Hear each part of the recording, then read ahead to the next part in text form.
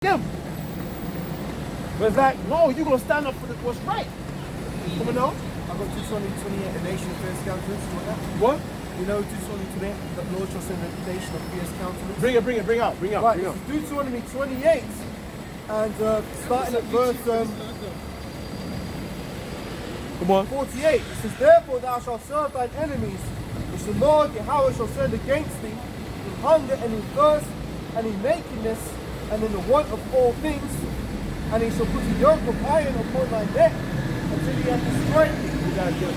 Therefore shall thou serve thine enemies, which the Lord Yahweh shall send against thee, in hunger, and in thirst, and in nakedness, and in the want of all things, and he shall put a yoke of iron upon thy neck, Right. until he hath destroyed thee. So you're going to serve your enemies. Right?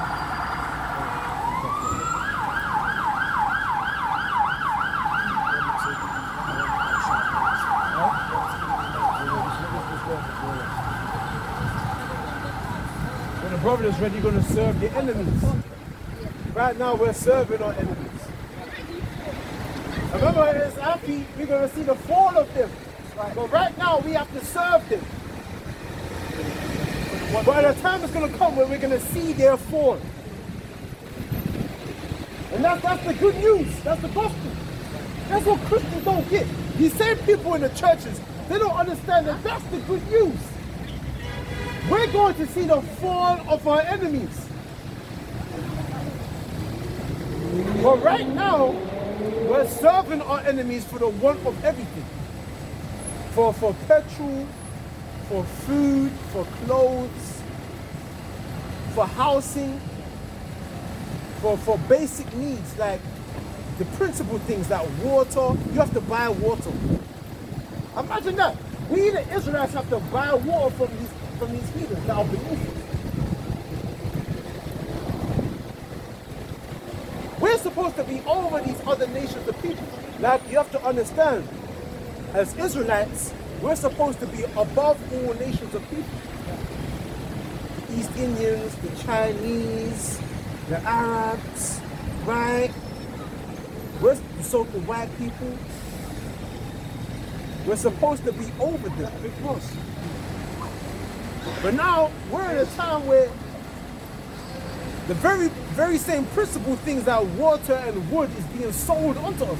This whole world is made for our sake. So why is wood and basic needs being sold onto us, man? Right? The principal enemy is Babylon. Huh?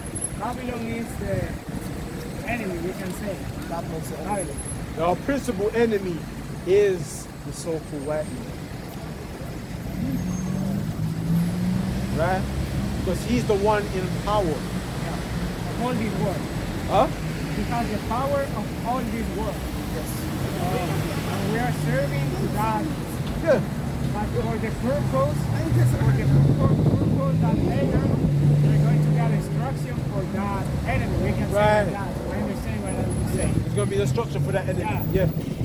It's not in vain what we are suffering now. Right now we're suffering now. Yeah. Yeah. Exactly. Yeah. Right?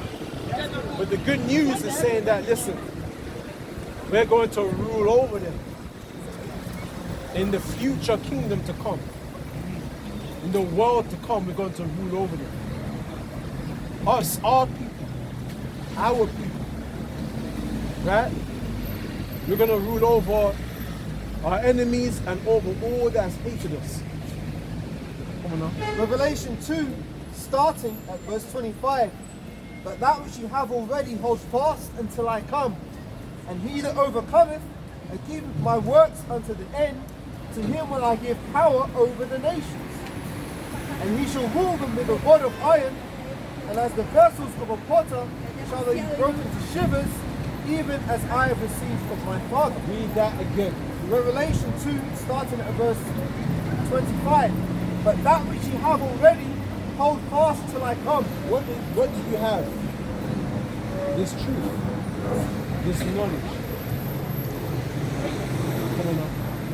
And he that overcometh and keepeth my works unto the end, to him will I give power over the nations. What? And to he that overcometh and keepeth my works unto the end, to him will I give power over the nations. Right, we're going to have power. The Lord is going to give us power over the nations. The Chinese, the East Indians, the Arabs. The Lord, the Most High, will give us power over them. Remember, all these nations hate our people. They look down at us. Right? They look down at us. But the Lord, if we hold this truth, this knowledge fast, He will give us power over them. Happy shall be him that he see the fall of his enemy. Come on. And he shall rule them with a rod of iron, as the vessels of a potter shall they be broken to shivers, even as I received of my Father. Read that last one. And it says, as the vessel, and he shall rule them with a rod of iron, and as the vessels of a potter shall they be broken to shivers, even as I have received of my Father. That's Revelations 2. 25 and that. Look up the word rod in the blue letter. It's so cool what you explained to me. I understand. That's what I like. Yeah. So you can understand. I understand. You explained it clearly, you know. That's good. And I know what you're supposed to explain, that this is not in vain or what we are suffering now. So first of all, thanks for the message, we can say. And I see all what you have, and I see amazed at that. It's like another information. Yeah.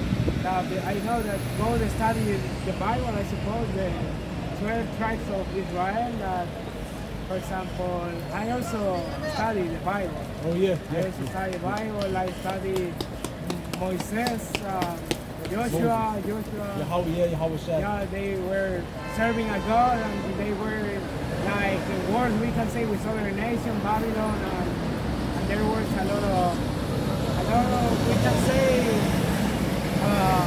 bad things, not bad. They always trust God. They always think that it's not in vain, because of God they are going to give the other nations for us to be a good, because we are in the hands of God. That I understand in the Bible, and the good news about Jesus, about all that things that He died for us, for later come with that like a kingdom, right? Helping us, or the enemy later goes down, we can say. And that's what I understand. That's what I study the Bible and all that thing.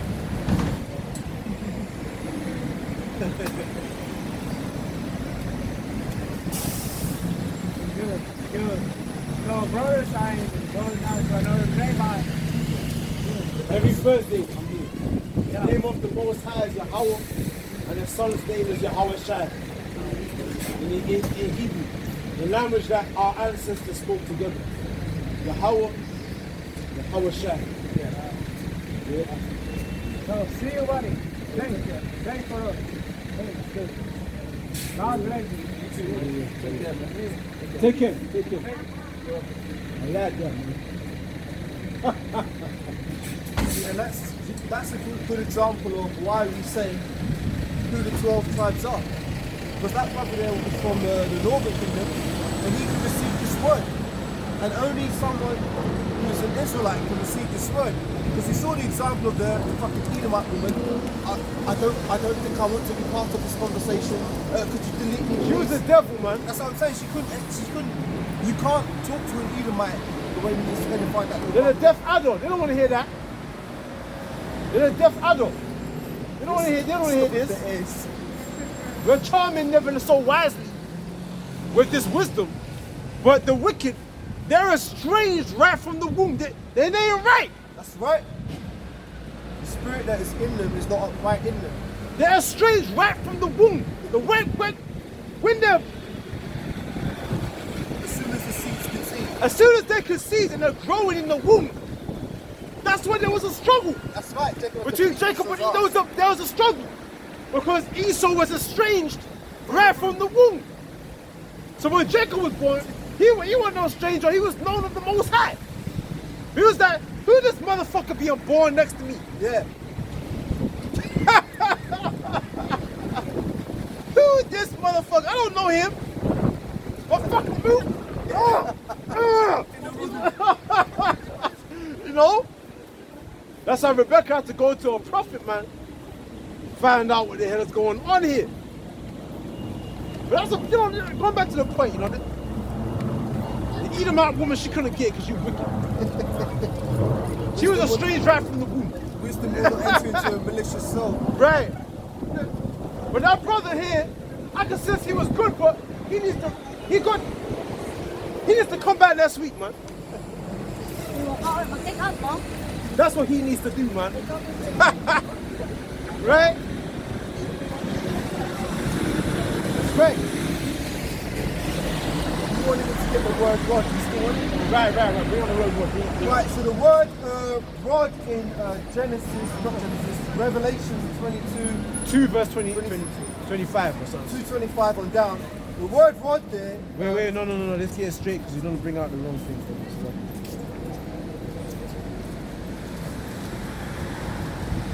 Revelation 2 verse 27. Right. And he shall rule them with a rod of iron. As the vessels of a potter shall they be broken to shivers, even as I received of my father. Look up the word rod in that verse. I've got it. The word rod in that verse is barados, and it means a staff or a walking stick, a twig, a rod, branch, a rod which one is beaten. So like that, a rod with which one is beaten, a staff used as on a journey or to lean upon by shepherds, when applied to kings, with a rod of iron indicates the severest and most rigorous rule. Uh-oh! Let's read that again. The word rod, when applied to kings, When the word rod is applied to kings, which we will be, Lord willing, Yep. but the elect will be indefinitely. Yep. Come on. with a rod of iron indicates the severest and most rigorous rule. A royal scepter. The most severest and most rigorous, the most severe. Whoa! You so-called white people, I feel so sorry for you. I'm crying tears for you motherfuckers, man. I'm so sorry for what's gonna happen to you, man. I ain't gonna lose my sleep over it. Oh, that ties in with Sorry, but I'm not sorry. Sorry. Yeah. Hey, you so-called black people. Don't pray are for not white. black. Don't pray for them. You are not black. Don't pray for them. I'm not black. I don't say I'm black. I'm an Israelite. You are black. We're brown. I'm brown. Our skin is brown. I'm brown. Right. But we're Israelites. Right. Don't pray for white people, man. You don't know the severest rule. The most A-class severe rule. Not a drop of mercy. They're holding hands with the wicked. Hey. Don't you know what's coming for them? The Lord is going to turn us into monsters, man. We're going to do unto so-called white people such things that has never been recorded into the annals of history. We're going to do things that have never been spoken of. The most severest rule. No rule equivalent to the Roman Empire, the Greek Empire, the Babylonian Empire, the Assyrian Empire.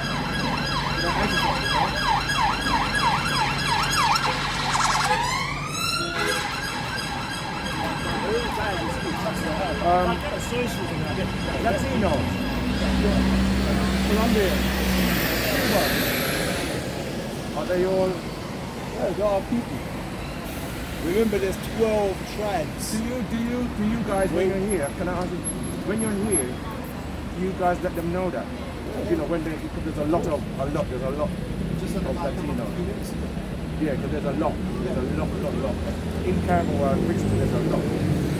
The Colombians, the Ecuadorians, Yeah. the Peruvians, the Brazilians, a lot of Brazilians. All right, guys. On the next one. How about some y'all shot? Can do my shopping. I'm going to look after mummy. Yeah? Can I say something, Mother Bishop? On a simple level, that might just seem like some random guy coming up and asking a question. But the Spirit of the Lord put that question in that man's mouth. Because we were just edifying that young brother who's come up from Ecuador. Right. And he asked the question. We've got a lot of, Latinos. Do you edify them? So that was, this might not be for him, but that was the Most High saying, yeah, keep doing that. Yeah. You know what I'm saying? So that's spiritual. Right. See? So that's the Spirit. The Lord put the Spirit upon that guy to say, you're approving the Ecuadorians too. Yep. You're approving the Cubans and the Colombians them. Because a lot of them up here, you know. So you have to tell them too, you know. See, he woke up this morning, right? And the Most High put that in his mind when he was sleeping. He woke up, yeah, I'm just going to do my day.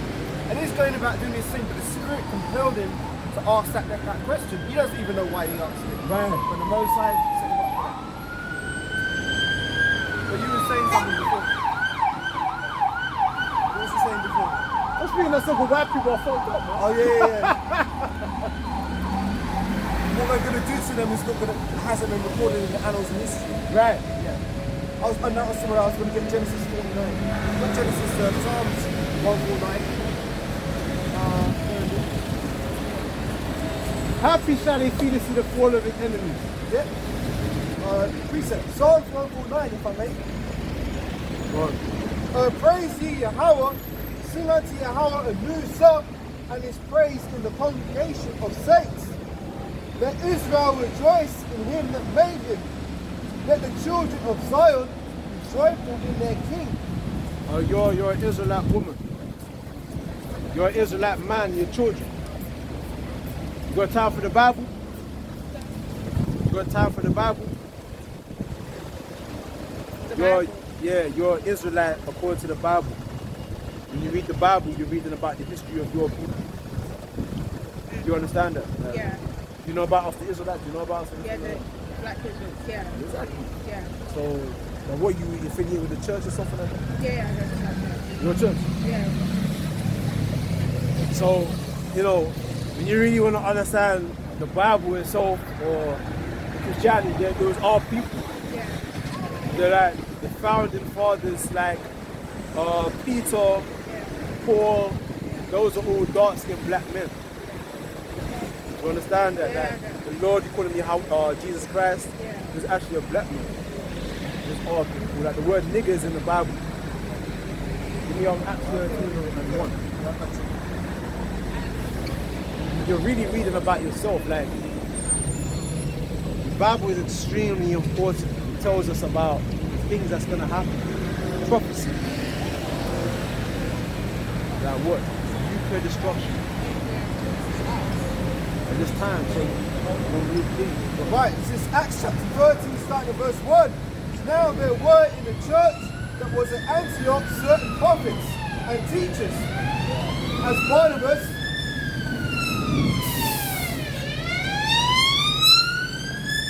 Acts 13:1 again.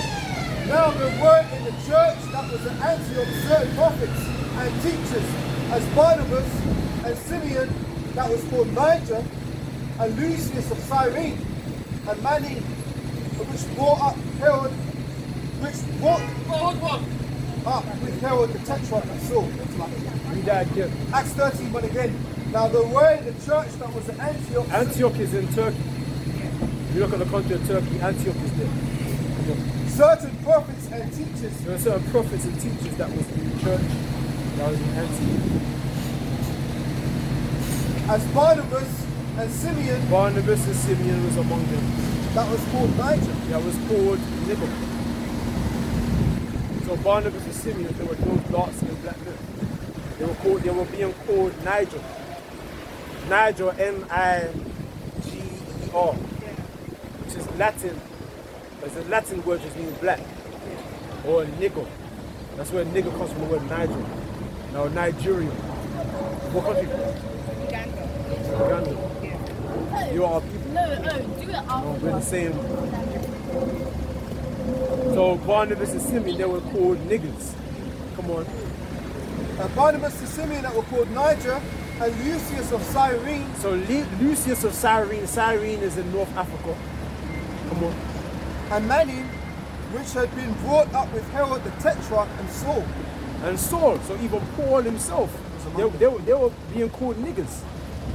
You hear Paul, the Apostle Paul, Yeah. he was being called a nigger in Antioch. Right? Yeah. So when you read about the Bible, you read about different epistles that Paul wrote. These are all written by niggers, Negroes.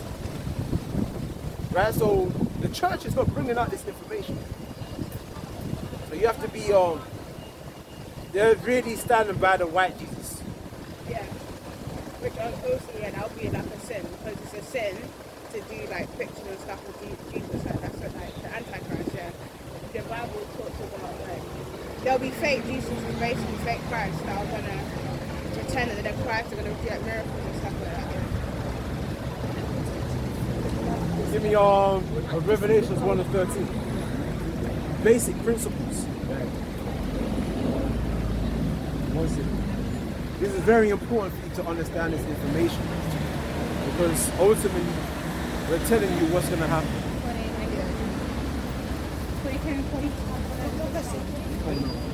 This is Revelation chapter 1, starting from the 13th verse. And in the midst of the 7 candlesticks, one like unto the Son of Man, clothed with a garment down to the foot, and girt about the paps with a golden girdle. His head and his hairs were white like wool, as white as snow, and his eyes were as a flame of fire.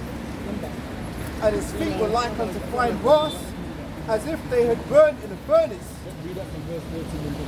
And in the midst of the 7 candlesticks, one like unto the Son of Man, The Son of Man, he called Jesus Christ, right?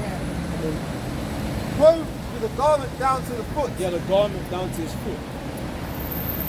Come on. and girt about the paps with a golden girdle. So he had a golden girdle. Girdle that was worn around his waistline. Come on. His head and his hairs were white like wool, His hair was woolly. Like our hair. His brother's hair is woolly. Yeah, the Afro. Yeah, come on. as white as snow, So his hair was white, like grey hair. Yeah. Come on. and his eyes were as a flame of fire. Why? Because he drank wine. See, you can drink wine. Because they said he was a wine bibber. In Matthew chapter 11, they said he was a wine bibber, meaning he was like an alcoholic. The Lord Jesus Christ, did I tell you that in church? He was into wine. He was into that wine, into the alcohol. Yeah, that's why it's so more entwined. Yeah. Give strong drink to him that is about to perish.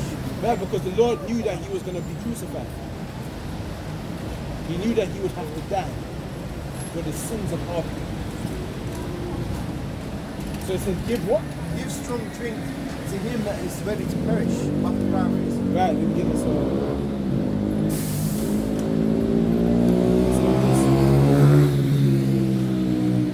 It says, this is on Salakia. So, this one, Proverbs 31, verse 6, give strong drink unto him that is ready to perish, and wine unto those that be of heavy hearts. Yeah. He's the man acquainted with youth and sword. Yeah. So you have to understand the one who you're really praying to. He was a so-called black man. Imagine that you're praying to a black man. In this world, we're taught to hate the black man. You know, he ain't shit. Yeah. Niggas ain't shit. But the one you're praying to is a nigga. The most powerful man in the universe. Arguably most like himself. This world teaches that niggas ain't shit, but yet you're praying to a nigga. So the white man's taught us to teach that we ain't shit, but yet we're supposed to be praying to a so-called black. The scripture says, give strong drink that sin that is ready to perish, because the Lord said he was going to die, he was going to perish for the sins of our people. That's why I said that what his eyes were like two flames of fire. Because his eyes were red, bloodshot. It's bloodshot. Because he on the bottom. This real quick, really quick. There's Matthew chapter 11, verse 19. The Son of Man came eating and drinking.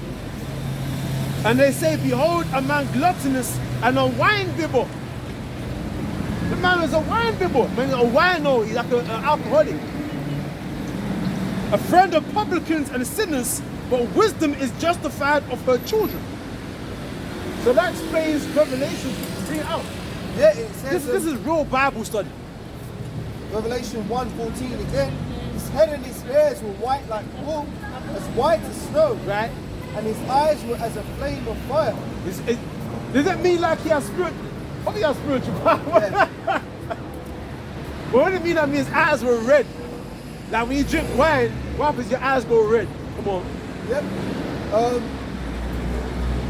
And his feet were as fine brass, His feet were like what? fine brass, as if they burned in a furnace.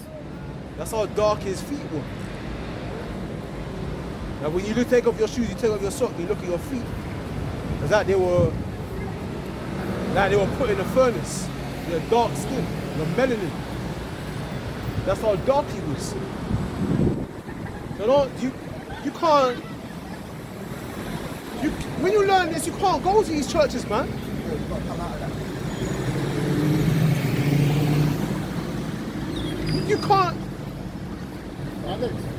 You can't continue it because it's not the truth. So we won't be free. And when you come to this truth, you're going to find out that the whole world is going to come against you. You're going to find out your family, your friends, the people that you knew in church, they're going to come against you. Because you have to be strong to stand up for the truth. The truth is controversial. The truth is huh? It's ill spoken. No, his head's not that good for you. Have you seen it? It's literally pointy. It has to be like a pencil. How did you get that? Get. Isaiah. You know what that is, man. We call good evil and evil good. Yeah, that's an Isaiah. Let me get this. Fine, let me get that. I'll go. Focus on what you're doing. Isaiah chapter 5, verse 20. Woe to them that call evil good, right? And good evil. That put darkness for light and light for darkness. That put bitter for sweet and sweet for bitter. Woe to them that call evil good, man. So what's evil? The Cesar Borgia, that's evil. The white man with the blonde hair and the blue eyes, that's good. A lot of our people in Africa worship that image. You got a big the biggest statue of Jesus Christ is in Nigeria right now. I believe I went there. The Roman Catholic Church is in Lagos. A big statue of a so-called white man, and all our people are worshipping that image. And you wonder why our people are so fucked up in the head. Because our people got demons on us, man. We don't know our worth. If we knew this truth, we'd be free.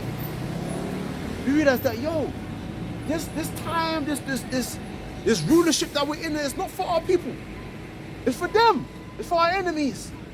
It was built for them. So we gotta kind of separate ourselves and say we wait for the world to come, the kingdom and rulership to come. Because this rulership is going to be destroyed. The so-called white man's world is going to be destroyed by fire. Right?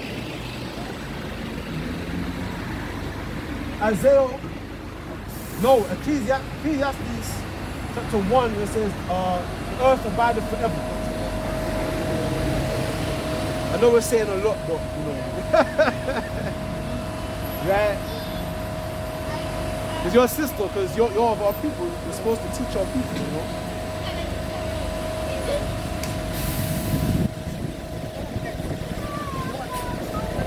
Just 1 and 3. What's the order? Well, Ecclesiastes 1 verse 3-4, it's like one generation passeth away and another generation cometh, but the earth